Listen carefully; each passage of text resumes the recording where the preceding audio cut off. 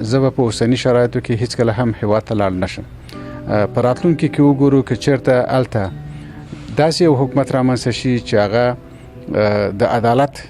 پر اساس ولاړ وي او عدالت رامنځته کړي، ټولنیز عدالت، نو بیا به زه وګورم چې امکانات څنګه دي، په هغه صورت کې به بیا زه لاړ شم. که زه ولاړ سم هم زه په دې عقیده یم چې د رشوت خوړلو استعداد نه لرم، د پیسو پیدا کولو په دغه شکل باندې استعداد نه لرم، او د کار کولو امکانات تر څو چې د دوی سره د جوال خوله څوک ونه نیسي، زه په دې عقیده یم چې ملک و جامع و ټولنې ته د دوی په موجودیت کې څوک خیر نشي رسولی. اکثره مغزي کادرونه له افغانستان رښتیا هم فرار کړی د باندې دي او دو ته ډېر سخت ضرورت ده چې بیرته وطن ته راشي، او ما چې تر یو حده افغانان ارزیابي کړي دي، د ما په شمول